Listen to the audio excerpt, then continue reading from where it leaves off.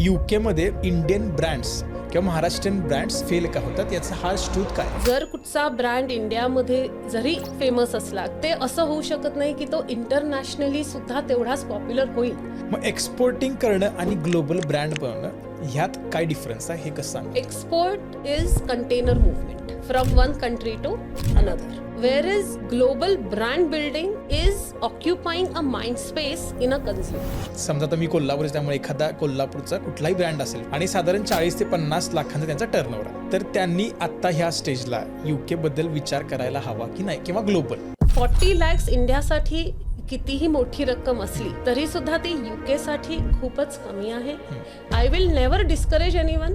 एखादा 150 रुपयाचा प्रोडक्ट आहे, तो साधारण 5 पाऊंडला साधारण 550 रुपयाला विकायचा असेल, तर UK कस्टमर का पैसे देतील? You cannot compare India pricing to UK pricing. जर तुम्ही एवढी 100 रुपयाची गोष्ट जर आम्ही जस्ट बिकॉज आम्ही UKला राहतो म्हणून आम्हाला जर तुम्ही 500 रुपयाला विकणार असाल, तर आमच्याकडे ती येईपर्यंत ती 1500 रुपये होते. एखादा ब्रँड लॉन्च करणं खूप सोपं आहे आता हल्लीच्या ह्याच्यामध्ये तुम्ही जर बघितलं तर. पण 3 वर्ष टिकण्यासाठी फाउंडरमध्ये कोणती मॅच्युरिटी असावी लागते असं तुम्हाला वाटतं? If any business can survive for 1000 days, then your business is successful. तो दुकानदार जो आहे, जेव्हा तो तुमचे सगळ्यांचे प्रोडक्ट्स ठेवणार, तो असं विचार करतो की what is my benefit in keeping your brand. पण ती ही गॅरंटी देणार नाही की जस्ट बिकॉज तुम्ही शेल्फवर ठेवलायत म्हणून कन्झ्युमर तुमचा माल घेऊन जाईल.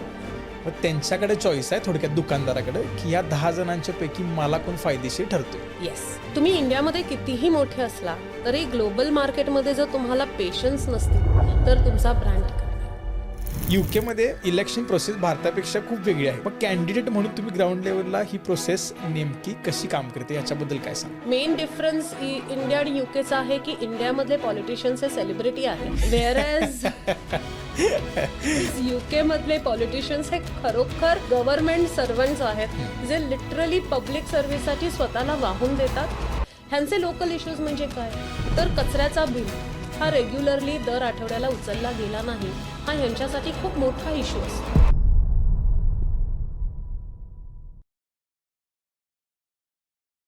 नमस्कार, जय शिवराय. मी तुमचा host Arihant Adke. The hunt with Arihant या शोमध्ये आपलं पुन्हा एकदा स्वागत आहे. भारतीय संस्कृतीत स्त्रीला कायम एक शक्तीचं स्थान म्हणून बघितलं आणि महत्त्व दिलेलं आहे. ती विविध भूमिका पार पडते, जसं की आई, बहीण, पत्नी. पण त्याचसोबत ती कुठेतरी स्वतःला घडवत असते, स्वतःला महत्त्व देत असते. हे आपण विसरून चालणार नाही. आज आपण ग्लोबल मार्केट, इंटरनॅशनल मार्केट सारख्या बऱ्याच गोष्टी बोलतो, पण खऱ्या अर्थाने लीडर तोच की जो फक्त स्वतःला नाही तर इतरांना सुद्धा घडवण्यात कुठेतरी हातभार लावतो. कधी एंटरप्रेन्योर म्हणून, कधी आई म्हणून आणि कधी लीडर म्हणून. द हंट विथ अरिहंत या शोवर अशाच एका व्यक्तीशी आज आपण संवाद करणार आहे, ज्यांचं नाव आहे अंशुशाजी चौगुले. ह्या सध्या CEO आणि फाउंडर आहेत चौगुले ग्लोबल इन ह्या कंपनीच्या. आणि अशाच विविध विषयांबरोबर आज आपण त्यांची चर्चा करणार आहे की एखादा ब्रँड ज्याला ग्लोबल जायचं असेल तर त्यानं कोणत्या गोष्टींचा अभ्यास केला पाहिजे, महत्त्व दिलं पाहिजे, आणि मग ग्लोबलचाला त्यांना महत्त्व आहे. नमस्कार, थँक्यू सो मच. तुम्ही तुमच्या कॅम्पेनिंगमधून मला वेळ दिला. हे आपण रेकॉर्ड करतो आज. कशा आहात आणि कसं वाटते? खूप छान वाटतंय. म्हणजे कोल्हापूर ह्याच्यात म्हटलं तर भारी. अरे वा. ॲक्च्युली अशा प्रकारे संवाद साधणं जिथे आपण फक्त बिझनेस नाही तर 2 देशांच्या कल्चरबद्दल बोलतो आणि how we can bridge the gap between UK and India, I think ह्याच्यासाठी खूपच एक्सायटेड आहे मी. अरे वा, खूपच छान. Thank you so much. एक साधं प्रश्न घेऊया की तुमचं इंट्रोडक्शन लोकांना कळू दे. जर 2 मिनिटात तुमचा प्रवास सांगायचा झाला फ्रॉम इंडिया टू UK, तर तुम्ही तो कशा पद्धतीने सांगाल? सो इंडियामध्ये असताना मी चौगुले ग्लोबल हिचा निर्माण केला ह्या कंपनीचा. त्याच्यातून विघ्नहर्ता गणेशा हा एक ब्रँड सक्सेसफुली लॉन्च केला. बरेच वर्ष मीडिया इंडस्ट्रीमध्ये काम करत होते, पण highlight of my career would be self defence programme आणि त्याचं ट्रेनिंग, जे मी लाखो मुलींना आणि बायकांना शिकवलेलं आहे. This give me opportunity to work with many government organisations. मग ते इंडियन आर्मी असो, आपले रोटरी, इंटरनॅशनल रोटरी असो, commissioners, Mumbai commissioners, railway commissioners, ह्यांच्या सगळ्यांबरोबर मी प्रोजेक्ट्स केले. आणि हे सगळं करत असताना 2022ला मी UKला यायचं ठरवलं. Life of course it had my hardships. Me single parent आहे. 2 मुलांची रिस्पॉन्सिबिलिटी होती. बट त्यांनी असं आम्हाला कुठे अडकवून नाही ठेवलं आणि वी केम हिअर इन 2022. त्याच्यानंतर इथे आल्यानंतर जाणीव झाली की इंडियामध्ये प्रचंड टॅलेंट आहे, पण ग्लोबल स्टेजवर राईट रिप्रेझेंटेशन आपल्या लोकांचं म्हणा, ब्रँडचं म्हणा, होत नाही आहे. So I felt this is a good platform or opportunity wear I could as a brand strategist की जिला काही दिसतं. आणि म्हणून मग मी ठरवलं की let's bridge the gap between Indian talent and the global market. अरे वा.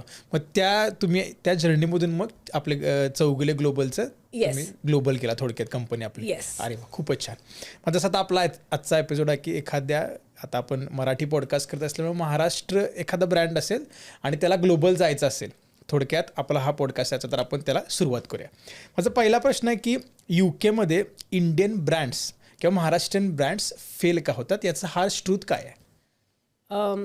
इंडियन ब्रँड्स UKमध्ये फेल होत नाहीत, ते येतात अनप्रिपेअर्ड. कारण जेव्हा तुम्ही एक ग्लोबल मार्केट वर कॅप्चर करायला जाता किंवा एक्सपॅन्शनचा विचार करता, तेव्हा आपल्याला बऱ्याच गोष्टींचा विचार करायला लागतो. तो म्हणजे compliance, branding, brand positioning, plus customer behaviour, retail behaviour. आणि एवढंच नव्हे तर जर कुठचा ब्रँड इंडियामध्ये जरी फेमस असला किंवा तो पॉप्युलर असला, ते असं होऊ शकत नाही की तो इंटरनॅशनली सुद्धा तेवढाच पॉप्युलर होईल. त्याच्यासाठी ती जी मेहनत असते ती अपुरी असते आणि म्हणून आपले ब्रँड्स इंटरनॅशनल किंवा ग्लोबल स्टेजवर कधीकधी कमी पडतात. हां, बरोबर. मला सुद्धा असं वाटतं की आता समजा तुम्ही इंडियाचं कन्सिडर केला तर आपण साधं स्टेट बदललं की लोकांची मेंटॅलिटी बदलते. लोकांचं आता तुम्ही जसं म्हणला की खर्च करण्याची कपॅसिटी, इथे तर आपण देश बदला लागलो अक्षरशः. तर यू नीड दॅट एक्सपर्टीज किंवा त्यामुळे कदाचित मला वाटते ब्रँड अनप्रिपेअर्ड असं तुम्ही म्हणला. त्याचं अजून एक कारण असं आहे की इंडियामध्ये आजच्या दिवशी 1.3 बिलियन पॉप्युलेशन आहे. सो आपण आपलं पोट ऑलरेडी इंडियामध्ये भरलेलं आहे. Where is when you are looking at any country, for example UK म्हणा, तर इंडियन डायस्पोराच 4% आपलं पॉप्युलेशन आहे. आणि त्याच्यावर जर आपण स्टेट वाईज गेलो, फॉर एक्झाम्पल जर आपण महाराष्ट्राबद्दल बोललो, तर किती महाराष्ट्रीयन्स असतील? वी वुड बी इन 1%हून सुद्धा कमी Maharashtrians. Then it also comes down की आपली बाईंग कपॅसिटी किती आहे. कारण युजली जो मराठी माणूस UK येतो ते 90% माणसं असतात जे जॉबसाठी आलेली असतात. पण इतर लोक 10% असतात जे ऑन्टरप्रेनरशिपमध्ये स्वतःला उतरवून काहीतरी निर्माण करायच्या मागे असतात. So as you know the current situation of UK, the economic state currently जी आहे, I don't think so the buying capacity जी एक कार्ट दर एक 2-4 वर्षापूर्वी जी कार्ट व्हॅल्यू भरायची ती आत्ता आपल्याला कुठेतरी कमी होताना दिसते. आणि त्याच्यासाठी जो नवीन संघर्ष प्रत्येक ब्रँडला करायला लागतो तो खूप, म्हणजे त्या दृष्टीने जर ब्रँड तयार असेल तरच त्याने ती उडी घ्यावी. Otherwise they should wait till certain things settle down. आणि आता तर वॉर आहेच. सो सगळ्याने थोडंसं ग्लोबल अनसर्टनिटी सगळीकडेच आहे. राईट. आता जसं आपण म्हणतो की आता एखादं ब्रँड ग्लोबल जाणं म्हणजे एक्सपोर्टिंग आलं. मग एक्सपोर्टिंग करणं आणि ग्लोबल ब्रँड बनवणं ह्यात काय डिफरन्स आहे हे कसं सांगाल तुम्ही? Export is container movement from one country to another, where is global brand building is occupying a mind space in a consumer. अरे वा, बरोबर. त्याच्यामुळे जेव्हा एक ब्रँड येतो, product quality is very important, but at the same time brand clarity पण तेवढीच important आहे. आणि जेव्हा ह्या दोन गोष्टी, क्वालिटी आणि क्लॅरिटी, जेव्हा तुम्ही क्लिअर ठेवता, I think that time you are able to get that mind space in any mainstream consumer. बरोबर. छान. मला वाटतं अगदी प्रॅक्टिकली आणि छान सुद्धा तुम्ही डिफरन्स सांगितला. आणखी बऱ्याच लोकांना असं वाटतं की एक्सपोर्ट केलं म्हणजे हां आता माझा ब्रँड सक्सेसफुल झाला आहे. बट खूपच छान. पुढचा आपण प्रश्न की द इंडियन डायस्पोरा किंवा आपलं जे इंडियन पब्लिक आहे म्हणून UK एखादा प्रोडक्ट चालेलच, हे तुम्हाला वाटते लेझी थिंकिंग आहे की हा एक स्मार्ट स्ट्रॅटेजी आहे? Diaspora according to me is only your entry whereas जर तुम्हाला तो ब्रँड डेव्हलप करायचा असेल तर तुम्हाला मेनस्ट्रीममध्ये काहीही करून उतरायचं आहे आणि you have to fit your product or the brand as per it is needed by the mainstream consumer. So बरोबर. जर so diaspora is only the gate whereas it is not the destination. अरे वा, बरोबर, right. ती एक journey आहे थोडक्यात. It's a journey. मस्त. आता थोडे आपण एक प्रॅक्टिकल क्वेश्चन्स घेऊया. समजा आता मी कोल्हापूर, त्यामुळे एखादा कोल्हापूरचा कुठलाही ब्रँड असेल, फूड प्रोडक्ट असू दे, आणि साधारण 40 ते 50 लाखांचा त्यांचा टर्नओव्हर आहे, तर त्यांनी आत्ता ह्या स्टेजला UK बद्दल विचार करायला हवा की नाही, किंवा ग्लोबल? मी त्यांना एनकरेज नाही करणार, पण माझं एक ऑनेस्ट ओपिनियन देईन. कारण 40 lakhs इंडियासाठी कितीही मोठी रक्कम असली तरी सुद्धा ती UK साठी खूपच कमी आहे. प्लस जेव्हा तुम्ही तो ब्रँड घेऊन येता त्यावेळेला तुम्हाला, जसं आपण आधीही बोललो आहोत, की मार्केट स्ट्रॅटेजी असते, त्याच्यानंतर कंप्लायन्स असतात, त्याच्यानंतर ब्रँड पोझिशनिंग असते, पॅकेजिंग असतं. आणि ह्याचा जर तुमचा अभ्यास कुठेही कमी असेल आणि जर तुमच्याकडे मार्केटिंग बजेट पण नसेल तर नुसता प्रॉडक्ट दुकानात ठेवून तो विकला जात नाही. बरोबर. आपल्याला असाही विचार करायला लागतो की मी बायरला माझा प्रोडक्ट शेल्फवरनं कसा उचलायला लावू. आणि जर तुमची तयारी नसेल then it becomes very difficult for a 40 lakh turnover brand to go global. बरोबर. मग असा काही तुम्ही एखादं एक रेंज सांगू शकता का टर्नओव्हरची, फॉर एक्झाम्पल, की हां, ह्या पॉईंटला तुम्ही विचार करू शकता की शुड आय थिंक ग्लोबल, असं काही तुमच्या माइंडमध्ये एक रेंज साधारण असावी? No, any brand can be lucky. It is not a turnover game.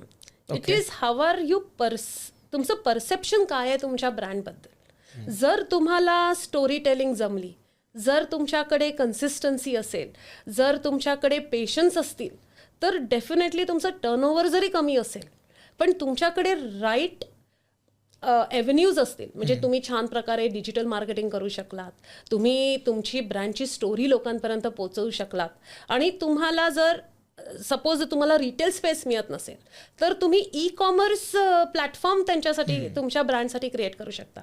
So avenues are variable avenues आहेत एक ब्रँड लॉन्च करायला. So I will never discourage anyone की तुम्ही जर 40 लाखाचं असेल, 1.5 कोटी असेल, 10 कोटी असेल किंवा 1200 कोटी असेल, it is immaterial. How much are you ready to push your brand in any country is very important when you are talking about expansion. अरे वा, मस्तच. हां, ठीक आहे. म्हणजे असं आपण त्याला एखाद्या नंबर्समध्ये कन्क्लूड न करता, if you are ready mentally, आणि जसं तुम्ही आता बरेच मुद्दे सांगितले, तर any brand can go global basically. आता UK मध्ये प्रीमियम प्राइसिंग मिळवण्यासाठी फक्त प्रोडक्ट छान आहे हे पुरेसं आहे की त्याला एक पोझिशनिंग स्टोरी किंवा एक लेगसी असणं हे महत्त्वाचं आहे तुम्हाला वाटते? क्वालिटी तुम्ही कुठच्याही देशात जा इज मॅन्डेटरी, पण तुमच्या ब्रँडची स्टोरी टेलिंग, तुमच्या ब्रँडचं perception will define the premiumness of your brand. बरोबर, राईट. सो आपल्याला फॉर एक्झाम्पल आम्ही चित्तेचं उदाहरण ह्याच्यासाठी देतो कारण चित्ते आर व्हेरी क्लिअर त्यांचं ब्रँड पोझिशनिंग काय आहे. त्यांना प्रीमियम म्हणूनच स्वतःला पोझिशन करायचं आहे आणि त्याच्यासाठी लागणारी सगळी मेहनत हे आज घेत आहेत आणि त्यांना पुढच्या काही दशकामध्ये एक ग्लोबल ब्रँड म्हणून नाव हवं आहे. So it can, for any new brands who are now trying to enter in a global market, I think त्याने त्यांचं उदाहरण ठेवायला काहीच हरकत नाही. अरे वा, एक मराठी आपला brand yes is really now trying to go global. मस्त, खूपच छान.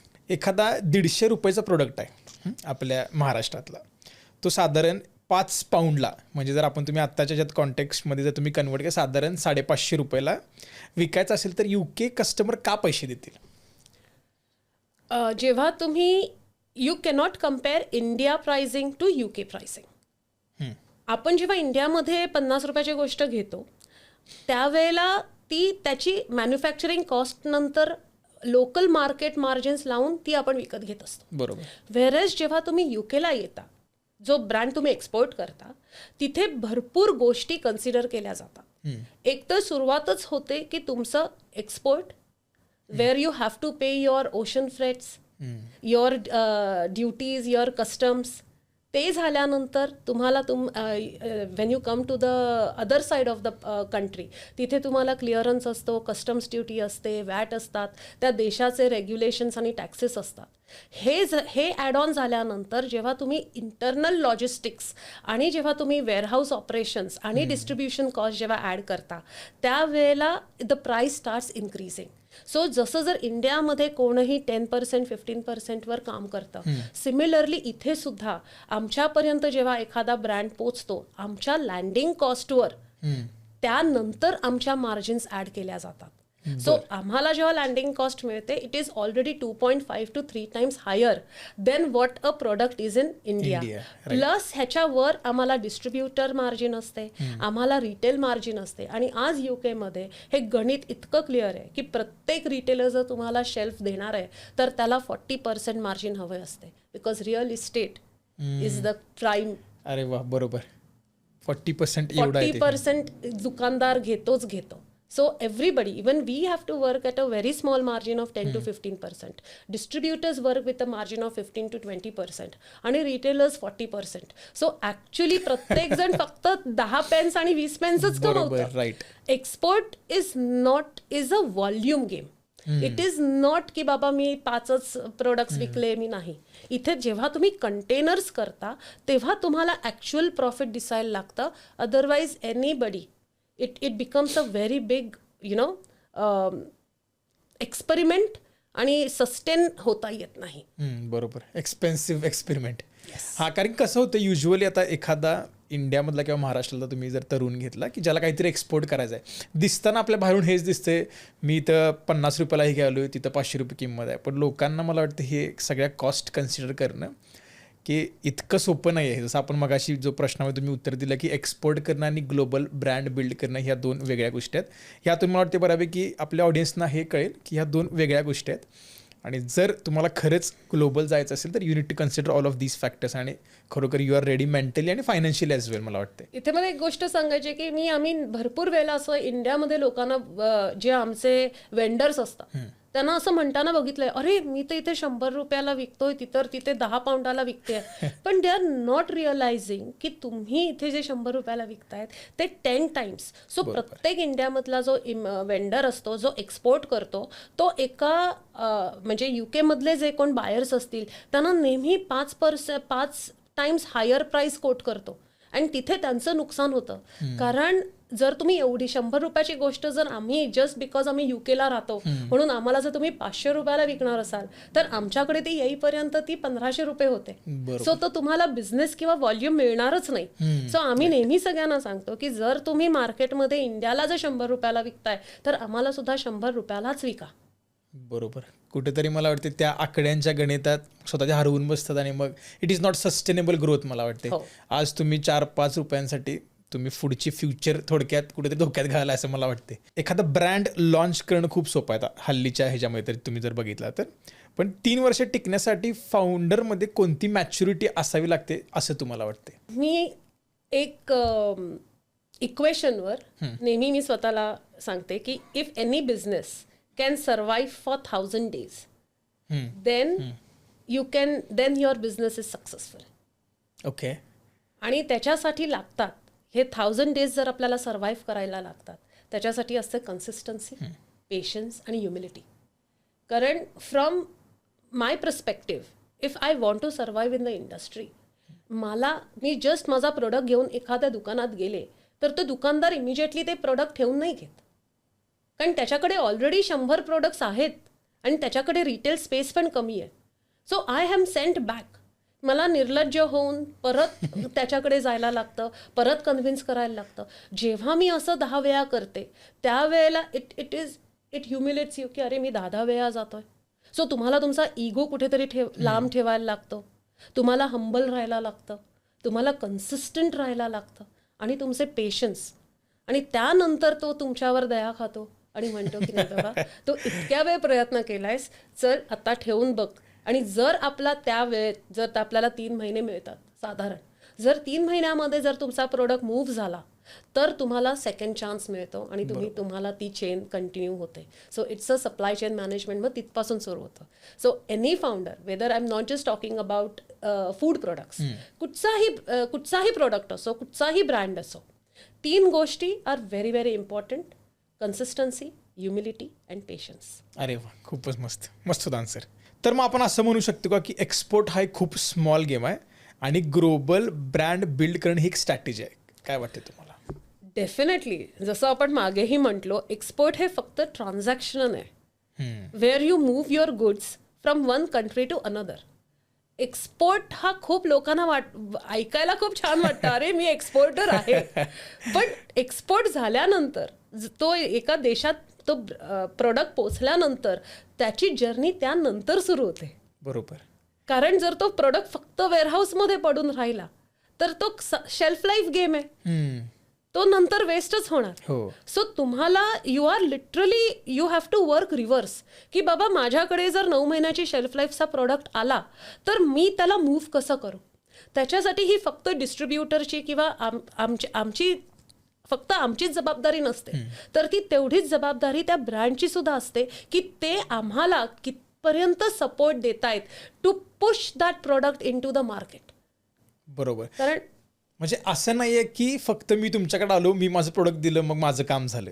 नाही. म्हणजे फाउंडर्स हॅव टू अंडरस्टँड की आता समजा मी आहे तर मला हे समजलं पाहिजे की असं नाही की नुसतं मी आता समजा आता माझी कोल्हापुरी चटणीचं थोडक्यात तर मी तुमच्याकडे दिलं, माझी जबाबदारी संपली, हे असं नाही आहे थोडक्यात. पूर्वी होतं, एक 10-15 वर्षापूर्वी होतं, पण कोविड नंतर आणि एस्पेशली गेल्या वर्षभरात लोकांना आता समजलं आहे की आपले इंडियन डायस्पोरा प्रत्येक देशामध्ये वाढलाय. बरोबर. And people are now migrating to other countries. आणि ह्याच्यामुळे आपल्या इंडियन ब्रँड्सना आता असं वाटतंय की आपल्याला स्कोप आहे आपला ब्रँड लोकांपर्यंत पोचवायला. बरोबर. पण गंमत कशी होते की इंडिया इतकी मोठी आहे आणि प्रत्येक स्टेटमधनं आज लोक इथपर्यंत ब्रँड्स आणतायत.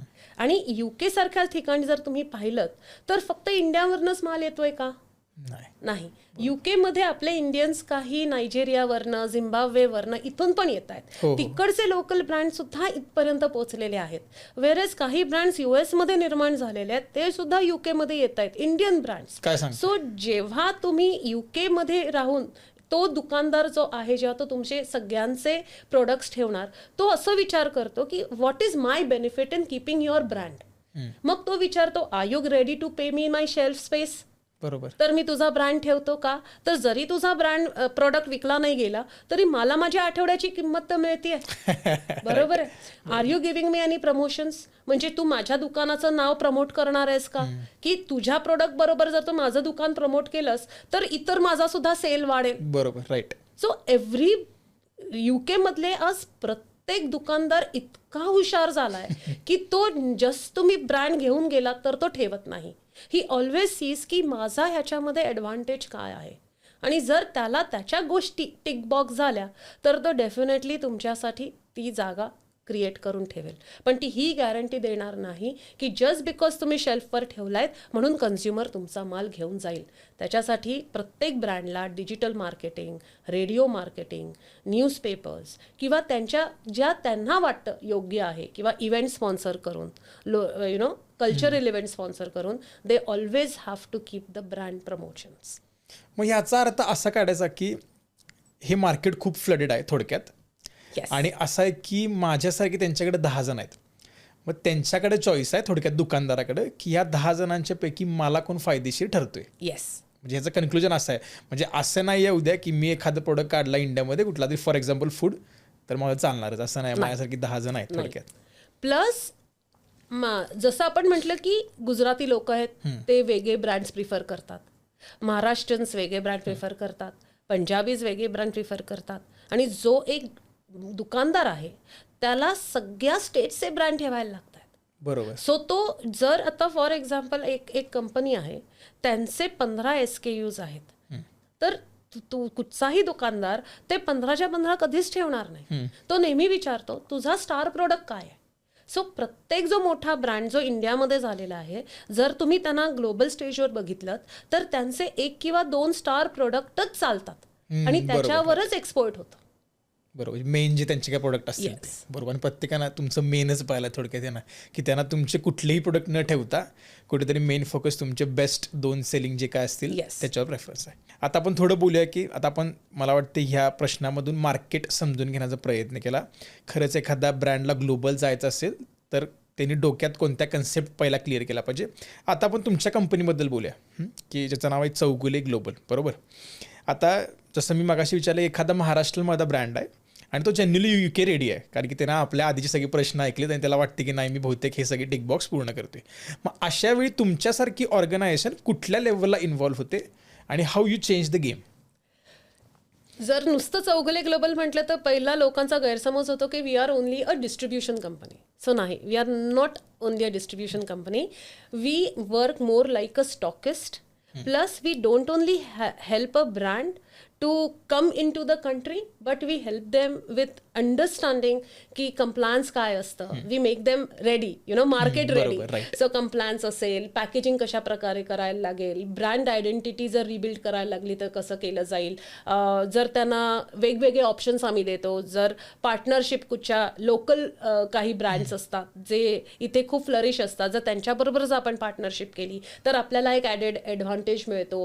त्यांचं विजन म्हणजे ब्रँड नुसता आल्यावर ब्रँडची सुद्धा अपेक्षा असते की आम्हाला ट्रेडिशनल मार्केट कॅप्चर करायचं आहे, की आम्हाला मॉडर्न ट्रेडमध्ये जायचं आहे. तर ह्या सगळ्या गोष्टी आम्ही त्या ब्रँडसाठी उपलब्ध करतो. So right from getting the product into the country, to its placement, to its traditional market openings, to the modern trade.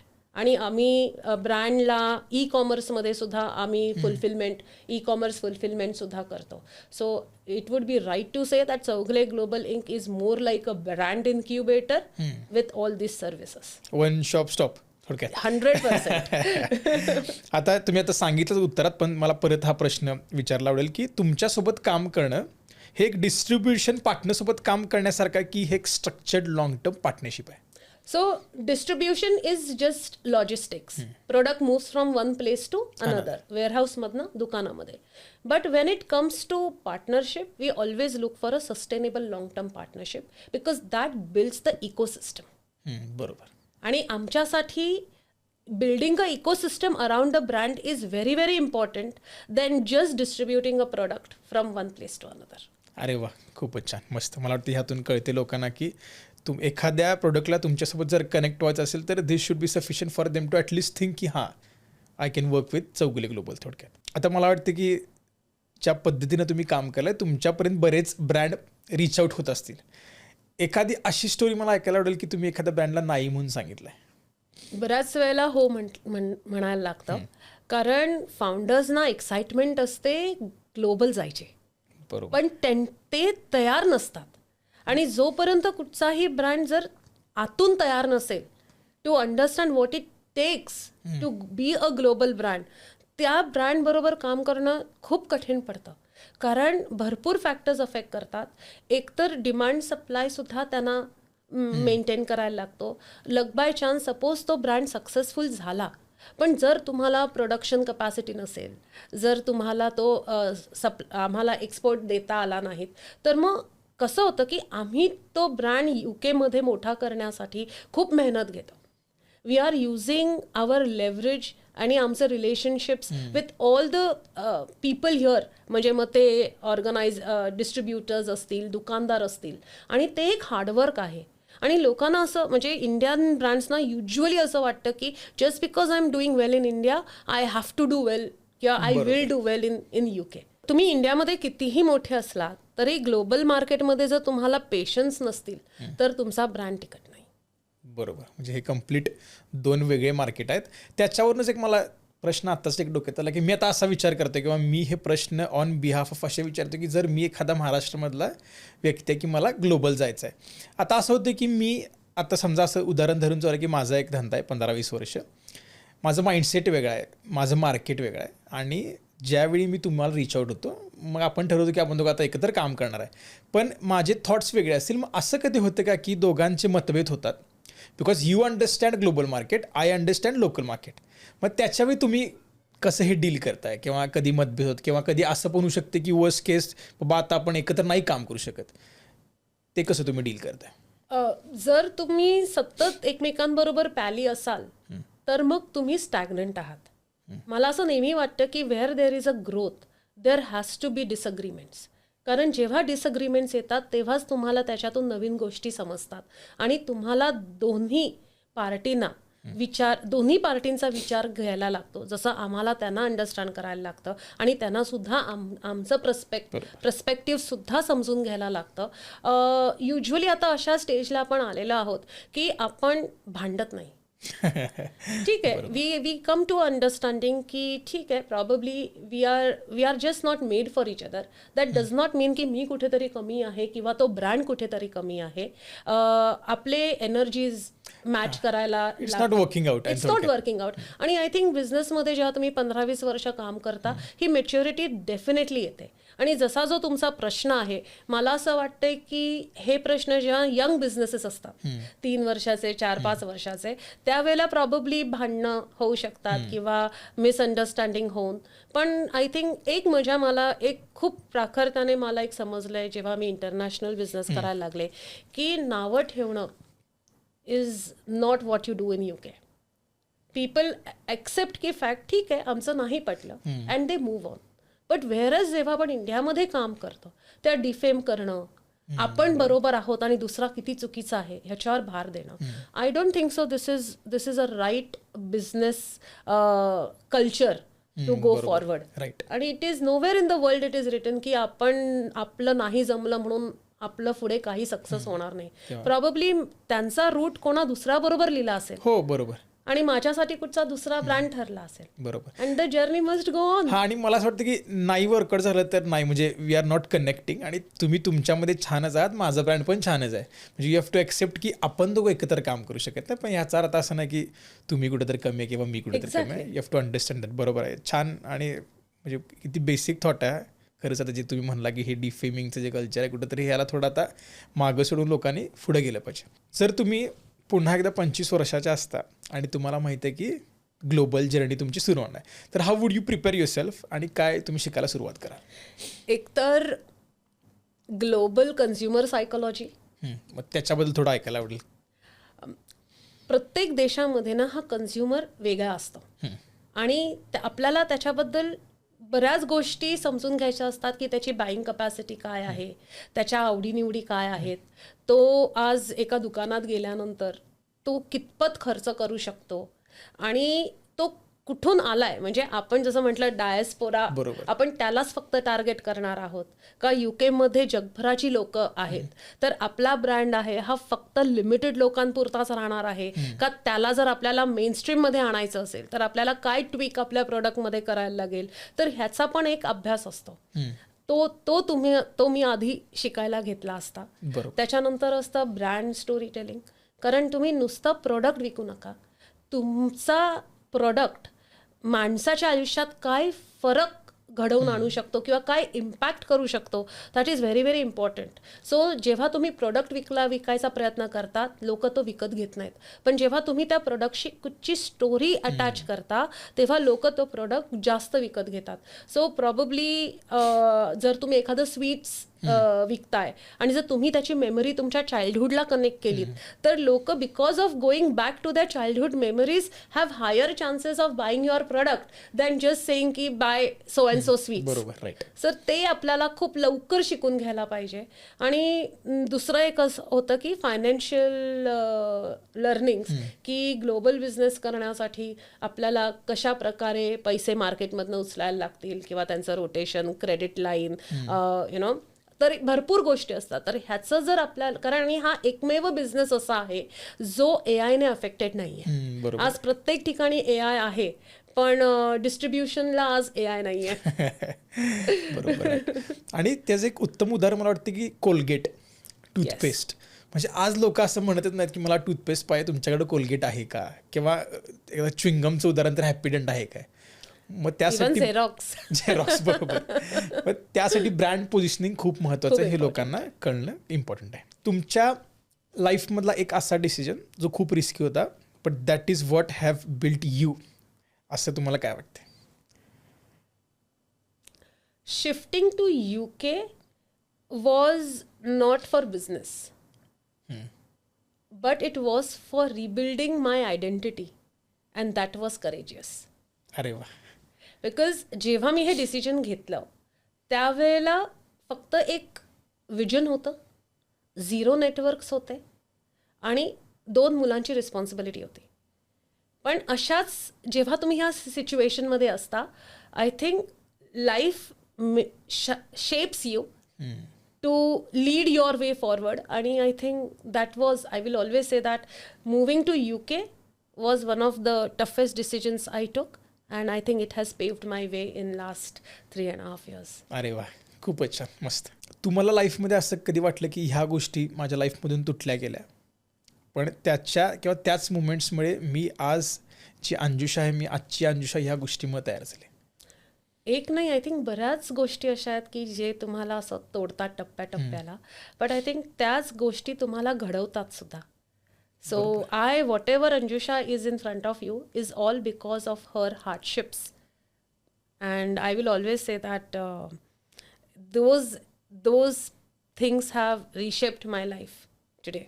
अरे वा, खूपच छान, मस्तच. बिझनेस लीडर म्हणून समाजावर इम्पॅक्ट टाकलं, हे खरोखर रिस्पॉन्सिबिलिटी वाटते तुम्हाला की पर्सनल कॉल? कारण की असं होतं ना की बरेच आपण सक्सेसफुल बिझनेस लोक बघतोय, पण त्यांना नाही असं वाटत की म्हणजे समाज किंवा सोशल हे काम केलंच पाहिजे. मग त्यावर तुमचा कॉल काय? मी बिझनेसकडे फक्त रेव्हेन्यू ह्या दृष्टीने बघतच नाही. माझ्यासाठी business is something what impact I can create on my community. कारण एक बिझनेस फक्त तुम्हाला पैसे कमवून देत नाही, तर तो बिझनेस इतरांची घरं सुद्धा क्रिएट करतो. कारण तुमच्याकडे त्या बिझनेसमुळे तयार होणारे you give employment, you give confidence to so many people out there who are associated with your organization. आणि ज्या वेळेला तुम्ही एका स्टेजला पोचता बिझनेसमध्ये, त्यावेळेला तुम्हाला एक इन्फ्लुएन्सिंग पॉवर मिळते. आणि जर का तो इन्फ्लुएन्स तुम्ही जर सोसायटीसाठी वापरला नाहीत, तर in my view I always feel that business and social responsibilities are not 2 different things, but they are in sync and they complete each other.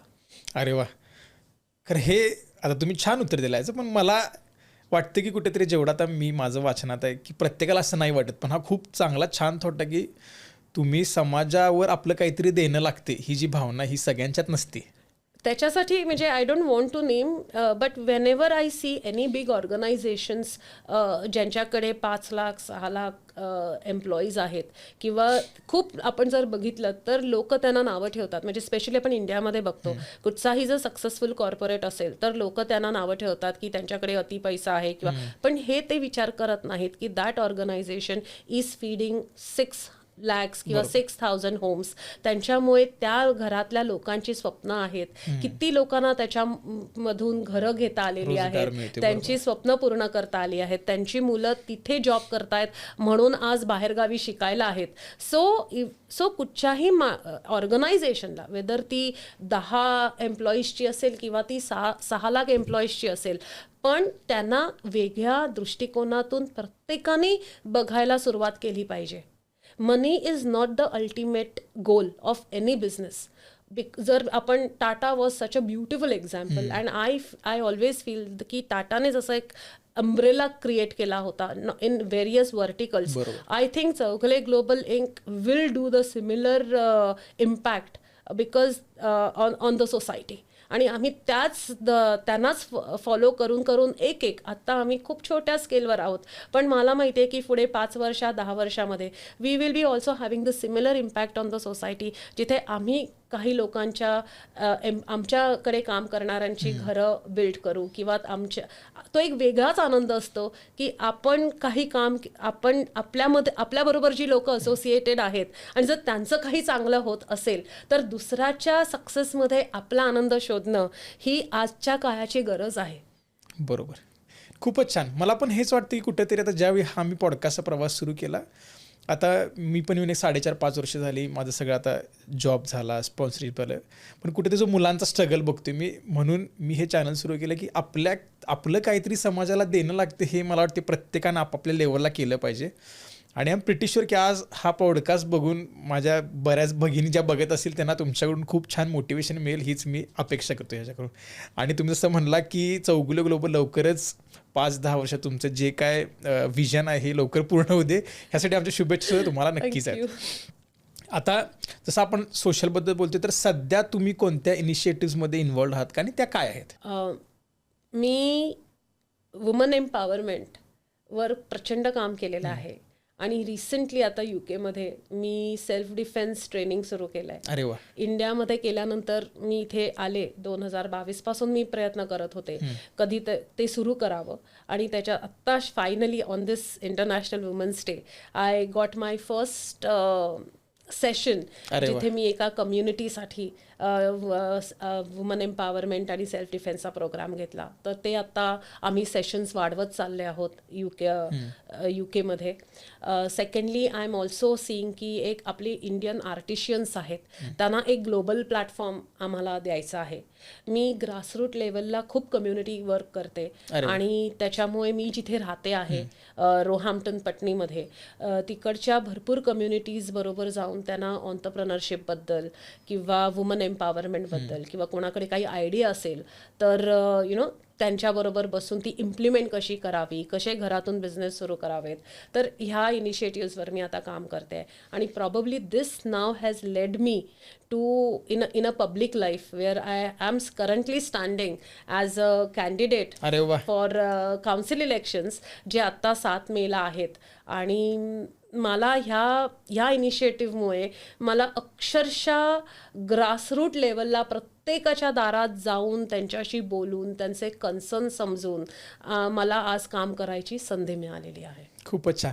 थोडक्यात ही इथली महानगरपालिकेची इलेक्शन आहे असं मला हरकत नाही? येस. म्हणजे जर एखादा इंडियामधला कोणतरी बघणार असेल, आपले जसे BMC इलेक्शन्स असतात, आणि आत्ताच रिसेंटली होऊन गेले जे कॉर्पोरेटर साठी जे उभे राहतात. सिमिलरली मुंबईमध्ये आपण त्यांना कॉर्पोरेटर म्हणतो, तर UK आपण त्यांना काउन्सिलर्स म्हणतो. अरे वा.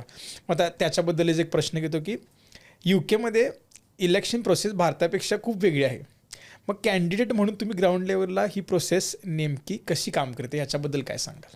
मेन डिफरन्स इंडिया आणि UKचा आहे की इंडियामधले पॉलिटिशियन्स हे सेलिब्रिटी आहेत, व्हेअरएज UK मधले पॉलिटिशियन्स हे खरोखर गव्हर्नमेंट सर्वंट्स आहेत, जे लिटरली पब्लिक सर्व्हिससाठी स्वतःला वाहून देतात.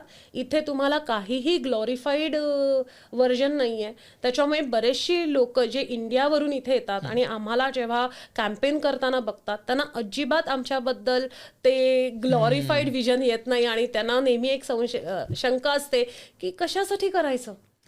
बिकॉज इंडियामधलं एक कॉर्पोरेटर जर तुम्ही पाहिलं तर his life, his way of campaigning, आणि आपल्याकडे भरपूर सेवक असतात जे त्या कॅन्डिडेटच्या मागे कार्यकर्ते असतात, जे इथे तुम्हाला कार्यकर्ते मिळत नाहीत. इथे तुम्ही स्वतः असतात, आणि तुमच्यावर जी विश्वास ठेवणारी आजूबाजूला तुमची जी मित्रमंडळी असतात किंवा तुमची फॅमिली असते, तेवढाच एक स्मॉल ग्रुप असतो 4 ते 5 लोकांचा, जो प्रत्येकाच्या घरात जाऊन लोकांना सांगतो की मी तुमची कॅन्डिडेट आहे, मला या अवॉर्डसाठी काम करायचं आहे, तुमचे काही कन्सर्न्स आहेत का, तुम्हाला येणारं काउन्सिल कसं पाहिजे आहे, मागच्या काउन्सिलमधच्या काही तुम्हाला फीडबॅक असेल का. जेव्हा तुम्ही अशापर्यंत त्या लोकांना ऐकून घेता. So main it is not about telling about yourself, but more important is how much are you listening. कारण प्रत्येकाला ऐकायला आवडतं. जर मला असं कोण मिळालं जो मला ऐकतोय, तर डेफिनेटली तुमचे चान्सेस ऑफ विनिंग इन्क्रीजेस. बरोबर. मग जसं आपण एक आता कम्पेअर केलं, आता जसं मी ह्याच्या आधी इंडियामध्ये मी पण बऱ्याच इलेक्शन्स बघितले आहेत. मग एखादं रॅली करताना मग ते मफलर्स आले, मग ते तुमचे बॅच आले, मग इथं पण तसंच असतं? तुम्ही इथं इलेक्शन कॅम्पेनिंग कसं असतं थोडक्यात? इथे खूप भार हा लिफलेटिंगवर असतो. म्हणजे तुमचं जे पार्टी असोसिएशन असतं ते त्या वॉर्डच्या इश्यूजवर, म्हणजे हे लोकल इश्यूज असतात. ह्यांचे लोकल इश्यूज म्हणजे काय, तर कचऱ्याचा बिन हा रेग्युलरली दर आठवड्याला उचलला गेला नाही, हा ह्यांच्यासाठी खूप मोठा इश्यू असतो. रस्त्यावर खड्डा आला तर हा ह्यांच्यासाठी खूप मोठा इश्यू असतो. कुठेही ग्रीन स्पेस असेल आणि जिथे मुलं खेळत आहेत आणि ती जर ग्रीन स्पेस जाणार आहे आणि तिथे जर एक 14 स्टोरी बिल्डिंग येणार असेल तर तो त्यांच्यासाठी मोठा इश्यू असतो. रस्त्यांवर जर ट्रॅफिक लाईट नसतील किंवा जर 30चा स्पीड आहे आणि गाडी जर ती फास्ट जाते तर ते त्यांच्यासाठी इश्यूज असतात. सो लिटरली जेव्हा तुम्ही काउन्सिलसाठी उभे राहता इलेक्शनला, तुम्हाला ह्या इश्यूजबद्दल काम करायला लागतं. आणि जेवढं तुम्ही हे इश्यूज इझी करता, म्हणजे मग त्याच्यात ट्रान्सपोर्ट येतं, मग त्याच्यात काउन्सिल टॅक्स येतो आणि किती इझी होतं. म्हणजे त्या व्यक्तीसाठी, त्या रेसिडेंटसाठी एक काउन्सिल त्यांच्यासाठी ह्या सगळ्या सोयी किती इझी करतं. This is the way you have to campaign for this elections. आता आपण इलेक्शनबद्दल बोलतोय आणि आपण महाराष्ट्राचा अर्थात असल्यामुळे तुमची जी लिडरशिपची स्टाईल आहे ती जर तुम्ही एखाद्या महाराष्ट्राच्या स्पेसिफिकली पॉलिटिकल लीडरसोबत जर कम्पेअर करत झालं तर कोण असतील ती? मी असं कोणाशी कम्पेअर करणार नाही, but I will definitely say that I have been influenced by the leadership qualities and the administrative work ज्या पद्धतीने महाराष्ट्रामध्ये केलं जातं. आणि किती झालं तरी कन्सिस्टन्सी आपण काही लीडर्समध्ये बघतो की काही झालं तरी आय एम देअर. तर ह्या गोष्टीने मी खूपच इन्फ्लुएन्स झालेले आहे आणि I think that has literally helped me to campaign in my ward. आणि मला सांगते तो एक ॲडव्हान्टेज झाला की इंडियामधलं पॉलिटिक्स मी इतकं जवळ येऊन पाहिलेलं आहे. त्याच्यातनं काही गोष्टी घेऊन मला त्या माझ्या UKच्या पॉलिटिक्समध्ये जिथे व्हेरी स्ट्रिक्ट आहे, कॅम्पेनिंग इंडियामध्ये जेवढं इझी आहे तेवढंच UKमध्ये खूप स्ट्रिक्ट आहे. आणि तुम्हाला त्या दायऱ्यांमध्ये बसूनच कॅम्पेन्स करायला लागतात. तुम्हाला कुठेही पब्लिसिटी करता येत नाही, रेडिओवर जास्त तुमच्याबद्दल बोलता येत नाही, होर्डिंग्स खूप कमी दिसतात आणि ते पण खूप पद्धतशीर. म्हणजे उगाचच 100 लोकांचे फोटो लागले आहेत, सेवकांचे, असं काहीही नाही आहे. पार्टीचे काही पॉलिसीज असतात, रूल्स असतात, कॅम्पेनची एक लँग्वेज ठरलेली असते, त्या दायऱ्यामध्ये राहूनच तुम्हाला ते काम करायला लागतं. पण तरीसुद्धा मी ह्या दायऱ्यांमध्ये कसं इंडियाचं पॉलिटिक्स कुठे कुठे मला जर इम्प्लिमेंट करता आलं तर मी डेफिनेटली मी एक प्रयत्न केलेला आहे. अरे वा. मग इथं असं असते का, आता जसं आपल्या इथं इलेक्शनच्या थोडी दिवस आधी आचारसंहिता लागते की तुम्ही त्यावेळी काहीही करू शकत नाही, राईट? तसं इथं असतंय सेम? येस, 1 महिना आधी. सो आत्ता जर 7 मेला इलेक्शन्स आहेत तर 30 तारखेला आचारसंहिता सँक्शन्स लागतात आणि त्यानंतर पहिल्याच आठवड्यामध्ये आमची ऑफिशियली अनाउन्समेंट काउन्सिलकडनं होते की we are the candidate. So सध्या आमचं नॉमिनेशन फॉर्म्स भरायचं काम चालू आहे. आणि एकदा कधी ते सँक्शन्स लागले का काउन्सिल, जो आमचं वॉन्ड्सवर्थ काउन्सिल टाउन आहे त्याच्या बाहेर एक मोठा बोर्ड लागला जातो जिथे प्रत्येक कॅन्डिडेटचं नाव, त्याची माहिती, त्याचं काम हे सगळं तिकडे डिस्प्लेला असतं. So it is really open for the public to know your candidate. अरे वा. मग आता जसं आपल्या इथं, आता मी थोडं इलेक्शनबद्दल विषय सुरू आहे म्हणून हे थोडे प्रश्न विचारतो, एक सामान्य माणसाला पडलेले प्रश्न आहेत. आता आपल्या इथं तिकीट जाहीर करणं हा एक खूप मोठा कन्सेप्ट आहे, बरोबर? मग कधी कधी असं होतं की शेवटला एखाद्याचं तिकीट कापलं जाते, बदललं जाते. मग ती ट्रान्सपरन्सी UKमध्ये ह्या इलेक्शन्सला कशी ठेवली जाते? की तुम्हाला स्पष्टपणे सांगितलं जाते की अंजुषा तुमचं तिकीट फायनल आहे आणि ॲट एनी कॉस्ट तुम्हालाच तिकीट दिलं जाते की आम्ही तुम्हाला कळवू, सेम आपल्यासारखं? ॲक्च्युली इथे 2 वर्ष आधीपासून प्रोसेस सुरू होतो. बरं. तो तिथे 40 दिवस आधी, 10 दिवस आधी नसतो. सो माझी जर्नी जेव्हा सुरू झाली to become a candidate from Roehampton for Wandsworth council, गेल्या डिसेंबर 2025ला इंटरव्ह्यूज झाले आणि आमचे 3 इंटरव्ह्यूज झाले आणि प्रत्येक इंटरव्ह्यूजला माझ्यासमोर 10 पॅनलिस्ट बसले होते आणि दे वर फ्रॉम ईच वॉर्ड. आणि मग त्या लोकांनी मला प्रश्न विचारले where I had to represent myself, की तेव्हा ते असं बघतात की is she capable to become a leader. कारण जेव्हा तुम्ही नॉकिंग ऑन द डोर्स करायला जाता तेव्हा तुम्हाला त्या पर्सनला ओव्हर पॉवर पण करायचं नसतं आणि तुम्हाला तुमची लिडरशिप क्वालिटी पण दाखवायची असते. तर are you able to do that? So भरपूर गोष्टी इथे बघितल्या आणि प्रत्येक इंटरव्ह्यूला वी वर लाईक म्हणजे इंटरव्ह्यूला जायच्या आधी तर इतकं नर्वसनेस यायचं कारण ते सगळे दिग्गज आहेत बरोबर. ज्याने 20 वर्ष 40 वर्ष म्हणजे आमच्याकडे माझ्याच कॉन्स्टिट्युएन्सीमध्ये एक काउन्सिलर आहेत इंडियन आहेत 40 वर्षापासून आहेत and he has been a counsellor for last 40 years काय सांगता? आणि त्यांची ज्या मेंटरशिप का त्यांच्याशी ज्या त्यांच्या समोर जेव्हा उत्तरं द्यायला लागतात सो आय एम लाईक की म्हणजे आय डोंट वॉन्ट टू म्हणजे कसं असतं ना की मला कुठेतरी कमी नाही पडायचं बरोबर. आपण एकतर खूप ॲम्बिशियस असतो Right.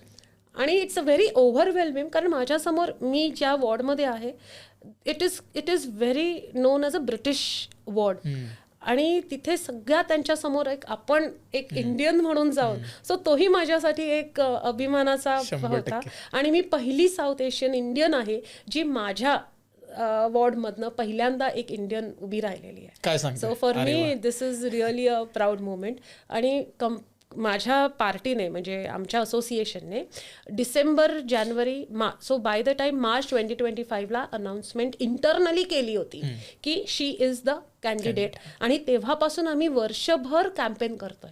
एव्हरी सॅटर्डे संडे जाऊन सतत म्हणजे दिवसाचे 15,000 स्टेप्स व्हायचे की प्रत्येकाला जाऊन एक एक नवीन इश्यूज आम्ही लिफलेटवर घ्यायचो आणि तो प्रत्येकाच्या घरात डिलिव्हर करायचो आणि आत्ता अशी स्टेज आलेली आहे की फायनली एक पहिल्या आठवड्यात एप्रिलच्या काउन्सिल ऑफिशियली अनाऊन्स करणार आणि आम्हाला 30 तारखेपर्यंत आमचे फॉर्म्स काउन्सिलमध्ये सबमिट करायचे. आणि आमच्या पूर्ण शुभेच्छा आहेत तुमच्याबरोबर. मी कोल्हापूरचा असल्यामुळे मी आई अंबाबाईला हीच प्रार्थना करतो की तुमचा विजय होऊ दे. डेफिनेटली. इनफॅक्ट मी हेच सांगते की भरपूर आशीर्वाद आणि शुभेच्छा असल्या पाहिजेत 100% कारण समटाइम्स मॅनिफेस्टेशन आणि ब्लेसिंग्स वर्क. हो आणि महाराष्ट्रात असल्यामुळे एक आमची मराठी ताई UK मध्ये इतक्या भागात जर उभारते तर आमच्यासाठी ती प्राऊड मुवमेंटच आहे. थँक्यू. आज महाराष्ट्रात असलेली एखादी 25-30 वर्षांची स्त्री जर फाउंडर बघण्याचं स्वप्न बघते तर तुम्ही तिला काय सल्ला द्याल? स्वप्न बघ, मोठी स्वप्न बघ. आपलं विजन आपल्या घरातल्यांना कधी समजत नाही, आपल्या मित्रांना मंडळींना समजत नाही, but you have to believe in yourself. त्याचबरोबर एक्झिक्युशन जी आयडिया असते, execution implementation is very important. ते करणं, कन्सिस्टंट राहणं आणि be true to yourself. If you are able to do this you can definitely be a good founder. अरे वा, best. आता जसं आपल्या शोचं नाव आहे the hunt with Arihant show, तर what are you still hunting and why? मी सक्सेस हंट नाही करत. I am hunting for a social impact. If any of my work creates a good impact on the society आणि जर त्याच्यातून कुठच्याही व्यक्तीला जर एक सकारात्मक व्ह्यू मिळाला किंवा मदत झाली तर I would be more than happy. आणि this is where I feel my hunt ends. आणि ती मरेपर्यंत ही हंट माझ्यासाठी चालू राहणार कारण every day we are trying to impact someone on another. अरे वा, थँक्यू सो मच. आणि होपफुली तुम्हाला आजचा एपिसोड आवडला असेल.